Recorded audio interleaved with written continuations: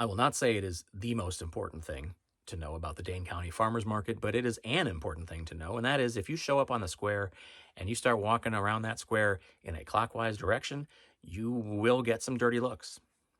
Uh, it's not the whole point. The point is not to walk around the square in a counterclockwise fashion. The point is the farmers and the market and the food, and etc. But there's also something to be said for getting along with other people. Hello, my name is Kyle Nabilsi. I am a restaurant critic and food writer here in Madison, Wisconsin, and I am thrilled to once again be presenting to you this week in Top Chef Wisconsin. And we have ourselves a Madison episode, baby, top to bottom. It's all Madison. It starts high above the Capitol Square in their hotel room where the chef testants get a video message from Kristen to go shopping, and not just at Whole Foods this time, but at the Dane County Farmers Market, which is just world-class. Producers only, the biggest producer-only market in the country, but they don't get to know what their challenge is until after they've done their shopping. So you get to see who does shopping for flavor and seasonality and just a depth of ingredients, and who shops with a very specific recipe in mind, which is a very fine line to walk when you don't know what your actual challenge is going to be. So like Rossica gets brats and popcorn. It's a very Dane County farmers market thing to do. Manny gets trout. That's a great ingredient. Amanda wishes she has citrus. Guess what doesn't grow in Wisconsin in August? Amanda, citrus, I'm sorry to say. So what is the challenge? Well, they find out on the rooftop of L'Etoile with guest judges Tori Miller, who is the chef owner of L'Etoile, winner of the James Beard Award for Best Chef Midwest, and also W. Kamau Bell. And the challenge is to cook a sauce from the recipes of UW chef and later TV chef Carson Gully. Worked for UW in the 40s and early 50s, I believe, and by mid-50s had a TV show where he was cooking with his wife.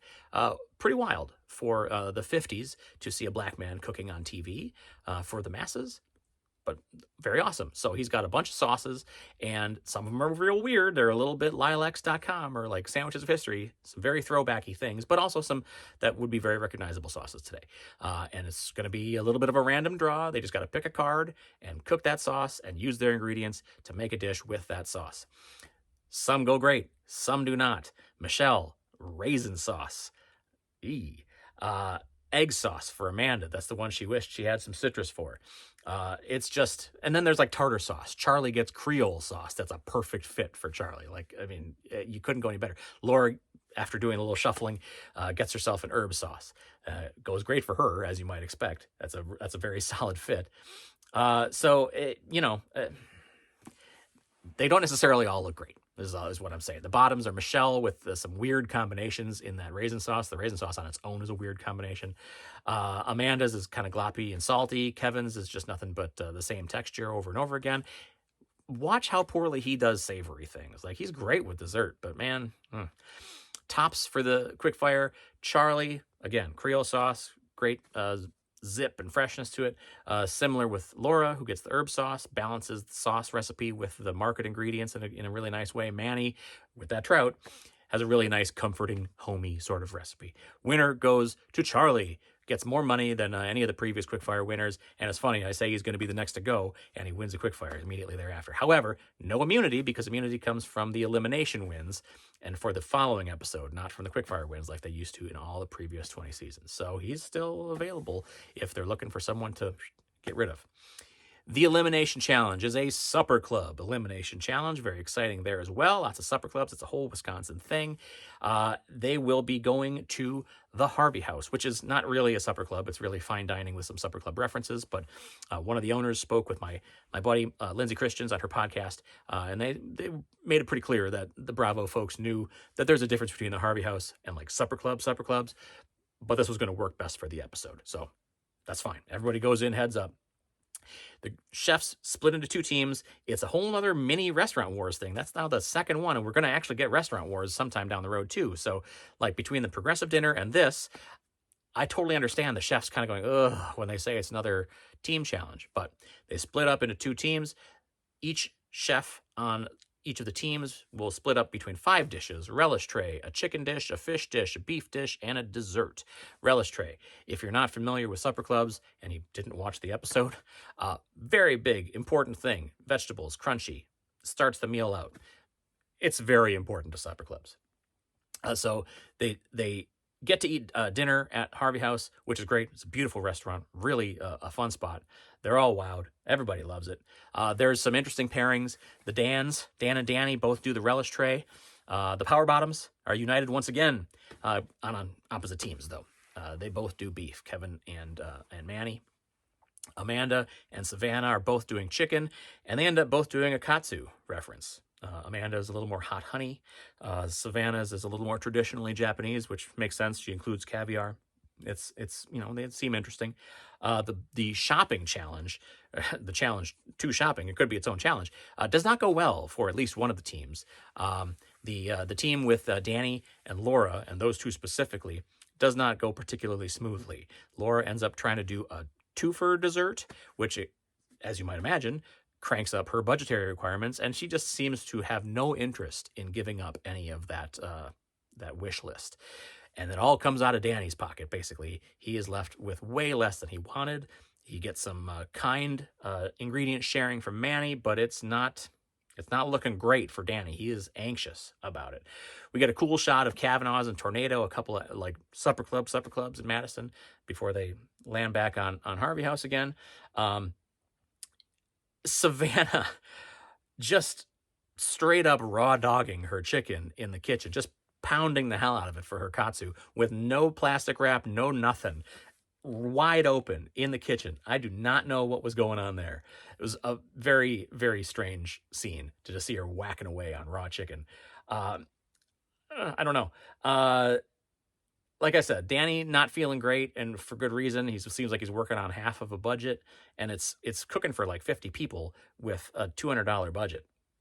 And those beef dishes do not go well for taking up so much of their respective teams' budgets. And this is time for the "It's Not Just You" segment, where I say, no, it's not just you. Kevin, a Frenchman, did straight up say with au jus, they're not going to let him back into France. He's been spending too much time in Wisconsin. It was very strange. I don't know what happened there. I saw the closed captioning. You'll see it right up here. So Team Purple gets the win. And that includes this moment in How's Dan Doing, where we check in on the lone Wisconsin chef testant, Dan Jacobs of Milwaukee, Wisconsin. How is Dan doing? Victorious, my boy. He wins it with his relish tray. Chicken liver mousse, this cool flavor soil thing, dip the veggies in, sauce. It was great. It was a fun redefinition of a relish tray. Nailed it. My brain is sharp as a pencil, he says, despite his body going through some stuff. So in terms of the losing team, Amanda has to take a pass because she's not feeling well. That was a little strange. If it was truly a team challenge and the team stuff mattered, Laura would be gone. But instead, some stuff happens, the conversations. Charlie, he gone. So like I said, he's the next one to go. Peak Wisconsin moment, though, does come from Charlie, who says, I swear if these people call my pickles coleslaw, we're going to be fighting. Listen, if that's the worst thing that happens to Creole cooking in Wisconsin is calling pickles coleslaw, you're doing all right. Last Chance Kitchen, very confusing. It's a twofer this week. Ultimately, Charlie gets the boot after doing a Breakfast Club sandwich, and then define your cooking career in one bite challenge. He makes it through the first half, but not the second half. And lo and behold, Kalina and Sue will be re-entering the proper competition next week. They did really great. They did some cool stuff that Tom really loved. Real fast, let's do the odds. Updated odds. 20-1 Kevin. He's the next one out. He's dropping fast. 19-1 Savannah. Moving up a little bit. Laura, 18-1. Dropping. Bad attitude. Not a good team player. 17-1 Amanda. I don't know what happened with her tum-tum, but if she's got to take a pass, I don't know. 15-1 Kalina re-entering the field. 9-1 Dan. Dan inching up just a little bit. Manny dropping to 7-1, and Danny dropping to 5-1.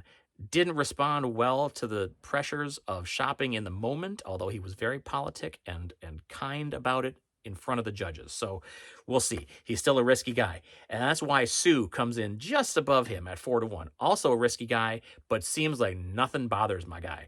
He's going to be one to watch. Michelle, 3-1, and Rosica, 2-3, the money favorite. You won't make a lot of money, but Rosica, it's hers to lose. I don't think she will.